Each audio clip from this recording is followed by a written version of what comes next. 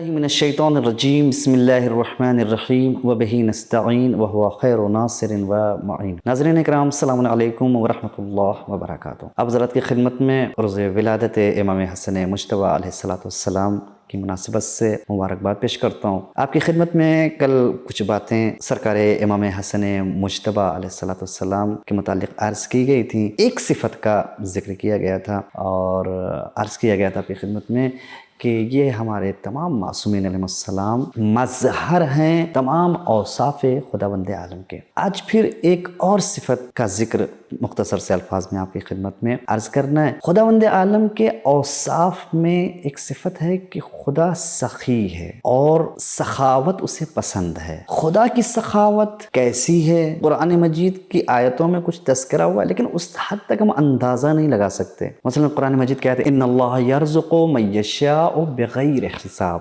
خداوند عالم جسے چاہتا ہے بے حساب عطا کرتا ہے، وہ سخی ہے، اس کے ہاں کسی چیز کی کوئی کمی نہیں ہے۔ خود خداوند عالم سخی ہے اور سخاوت پسند ہے، لیکن اس کی صفت، اس صفت سخاوت کا اندازہ کیسے ہوگا؟ اس کو اگر سمجھنا ہے تو ہمیں ان معصومین علیہ السلام کے در پر آنا ہوگا۔ سرکار امام حسن مجتبیٰ علیہ السلام کی حیات طیبہ پر اگر ہم نظر ڈالیں تو بہت سے ایسے واقعات نظر آئیں گے کہ جس سے اندازہ ہوتا ہے کہ یہ کتنے بڑے سخی ہیں، خداوند عالم نے کس حد تک کتنا بڑا سخی ان کو بنا کر بھیجا ہے۔ یہ تمام کے تمام خداوند عالم کی صفات کے مظہر ہیں۔ تاریخ کہتی ہے کہ ایک مرتبہ امیر شام معاویہ اس نے مدینے کہ گورنر کے پاس خط لکھا کہ میں فلاں تاریخ کو آ رہا ہوں اور وہاں مدینے کے جتنے علماء ہیں ان سب کو پہلے سے مدعو کر لینا، دعوت دے دینا، بلانا اور کہنا سب سے کہ آ کے ہم سے ملاقات کریں، اور جو بھی مجھ سے ملنے کے لیے آئیں ایک لفافہ، ایک کچھ رقم ان کے اعتبار سے، کوئی مثلا امام جمعہ ہے، کوئی پیش نماز ہے، جس اعتبار سے جتنے بڑے مولوی مولانا ہوں تو ان کو ایک ہدیہ بھی دینا۔ آگے جو تاریخ معین تھی اس تاریخ میں آیا اور سب کو اطلاع کر دی گئی تھی گورنر کی طرف سے، تو صبح سے لے کر سب آ رہے ہیں، صبح سے ملاقات کر رہے ہیں اور ہدیہ قبول کر رہے ہیں، جا رہے ہیں۔ نماز ظہر کے قریب تک یہ سلسلہ جاری رہا، لیکن اس کو ایک انتظار تھا کہ حسن ابن علی بھی مجھ سے ملنے کے لیے آئیں گے، لیکن ملاقات نہیں ہوئی، آئے نہیں وہاں۔ تو اس نے پوچھا کہ کیا مدینے میں حسن ابن علی نہیں ہیں؟ تو کسی نے بتایا کہ نہیں وہ ہیں۔ کہا وہ ملنے کے لیے نہیں آئے؟ کہا نہیں وہ اس طریقے سے ملنے کے لیے نہیں آئے، اگر تمہیں ملنا ہے تو تم جا کے ان سے ملاقات کرو۔ اس نے کہا نہیں ہم ملنا چاہ رہے ہیں، کوئی راستہ نکالو تاکہ ملاقات ہو جائے۔ تو اس نے کہا کہ بہت آسان ہے، ابھی کچھ دیر کے بعد جب اذان کا وقت ہوگا تو امام آئیں گے مسجد میں نماز پڑھنے کے لیے، تو ہم لوگ گزارش کریں گے کہ کچھ دیر آپ سے ملاقات کر لیں۔ کہا ٹھیک ہے۔ نماز کا وقت ہوا، امام آئے، نماز ادا کی، نماز ادا کر کے باہر نکل رہے تھے تو اس کے جو ساتھی تھے آئے، کہا مولا وہ آئے ہیں اور شام سے ملاقات کرنا چاہتے ہیں۔ تو امام نے کہا ٹھیک ہے کوئی بات نہیں۔ آئے امام حسن مجتبیٰ، ایک کرسی پر بیٹھ گئے، گفتگو ہو رہی تھی۔ اشارہ کیا اس نے اپنے گورنر سے بتا دیا کہ ابھی تک صبح سے لے کر، پہلے اس نے اطلاع بتا دیا تھا کہ صبح سے لے کر ابھی تک جتنے بھی لوگ آئیں، جتنا پیسہ دیا ہے اس کا 2 گنا ان کو دے دینا ہماری طرف سے ہدیہ۔ بات ہو رہی تھی، اس کے بعد پھر وہ پہلے سے طے تھا تو اسی میں ایک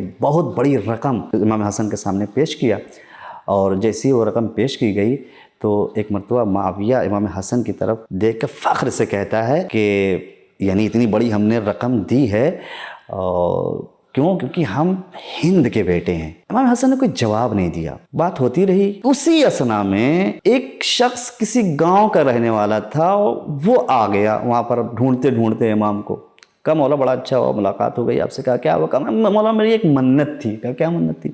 کہا میں نے کہا منت مانی تھی کہ میرا اگر یہ کام ہو گیا تو ایک اپنے ہاتھوں سے میں آپ کے لیے ایک نالین بناؤں گا اور اپنے ہاتھوں سے آپ کو پہناؤں گا، تو میری وہ منت پوری ہو گئی۔ تو امام نے کہا ٹھیک ہے جوتے رکھ دو۔ کہا نہیں مولا پوری منت یہ ہے کہ میں اپنے ہاتھوں سے وہ نالین آپ کے قدموں میں ڈالوں۔ امام نے کہا ہاتھ پیر بڑھا دیے، اور اس نے جیسے وہ جوتے پہنائے تو امام کھڑے ہوتے ہوتے اس نے کیا کہا تھا؟ فخر کیا تھا کہ میں ہند کا بیٹا ہوں۔ جیسے ہی اس نے وہ نالین پہنائی، امام کھڑے ہوئے اور اشارہ کیا کہ جتنی دولت پڑی ہوئی ہے یہ سب تم ہماری طرف سے لے کر چلے جاؤ۔ وہ جوتا پہنانے والے کو امام نے دیا، پھر اس کے بعد مڑے ہیں معاویہ کی طرف کہتے تم مجھے نہیں پہچانتے، میں فاطمہ کا بیٹا ہوں۔ یعنی ایک نالین پہنانے والے کو اتنی بڑی دولت کہ جس کا اندازہ نہیں لگا سکتے، پوری دولت امام حسن نے اس میں سے کچھ بھی نہیں لیا، سب اس کے حوالے کر دیا۔ اس کے علاوہ جب بھی کوئی آتا تھا امام کی خدمت میں، کبھی خالی ہاتھ واپس نہیں گیا۔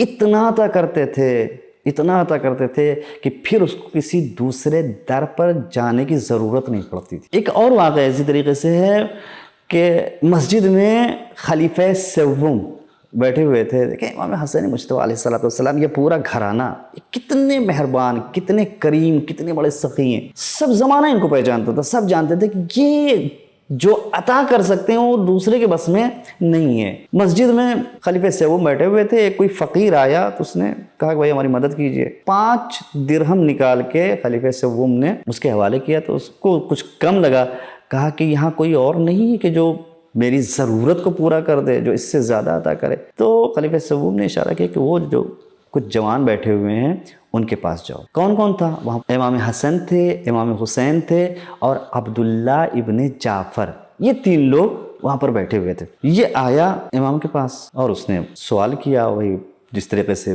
مانگا تھا وہاں پر کہ ہم ضرورت مند ہیں، ہماری ضرورت کو پورا کرو۔ تو امام نے کچھ عطا کرنے سے پہلے ایک درس اخلاق بھی دیا مختصر لفظوں میں۔ امام نے پیغام دیا کہ دیکھو یوں بغیر کسی وجہ کے کسی کے سامنے ہاتھ نہیں پھیلایا جاتا۔ امام کہتے ہیں کہ ان المسألۃ لا تحل الا فی احدى الثلاث، 3 وجہیں ہوتی ہیں سوال کرنے کی، تینوں وجہوں میں سے 3 جگہوں کے علاوہ سوال کرنا بہتر نہیں ہوتا، صحیح نہیں ہوتا۔ پہلی جگہ وہ ہے دم مفجئین، دین مقرہین او فقر مدقعین، یا تو کسی کا خون بہا دینا ہے، کسی کی جان بچانی ہے پیسہ دے کر، اس کے لیے پیسے کی ضرورت ہے، بہت زیادہ مال کی ضرورت ہے، نہیں انتظام کر سکتے تو اس کے لیے آدمی سوال کرتا ہے، یا اتنا بڑا قرض ہے کہ وہ ادا نہیں کر سکتا، اس مقروض جس سے قرض لیا ہے وہ تقاضا کر رہا ہے، اس کو ادا کرنے کے لیے انسان سوال کرتا ہے، یا پھر ایسی غربت ہے کہ جس کو وہ حل نہیں کر سکتا،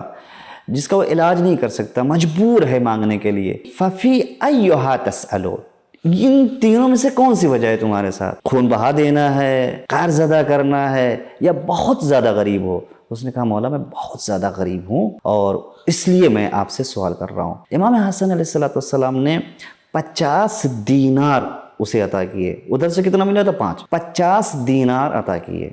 پھر ساتھ میں بیٹھے ہوئے تھے امام حسین علیہ السلام، حفظ مراتب 50 امام حسن نے دیا تھا تو 49 دینار امام حسین علیہ السلام نے دیا، اور پھر اسی ترتیب سے عبداللہ ابن جعفر نے 48 دینار اسے عطا کیے۔ جب یہ منظر خلیفہ سوم دور سے بیٹھ کر یہ منظر دیکھ رہے تھے تو جب 50 اور 49 اور 48 اتنی بڑی رقم اس کو عطا کی گئی تو کہتے ہیں، تو خلیفہ سوم نے دیکھ کر کہا کہ یہی وہ خاندان ہے جو علم، حکمت اور تمام خوبیوں کا مرکز ہے۔ اس کے علاوہ اور بھی بہت سے ایسے واقعات سرکار امام حسن مجتبیٰ علیہ السلام کی زندگی میں آپ کو نظر آئیں گے کہ جہاں پر جو بھی آیا امام حسن کے در پر، جو بھی، اگر امام پورا کر سکتے ہیں، اگر امام کبھی بھی کسی سائل کو خالی ہاتھ واپس نہیں جانے دیا۔ کتنا مشہور ہے امام حسن کا دسترخوان کی، جو بھی رہتا تھا، چاہے پہچاننے والا ہو نہ ہو، رشتہ داری ہو نہ ہو، عام رہتا تھا، یعنی جو ضرورت مند ہے آتا تھا، امام حسن کے در سے وہ فیض یاب ہوتا تھا۔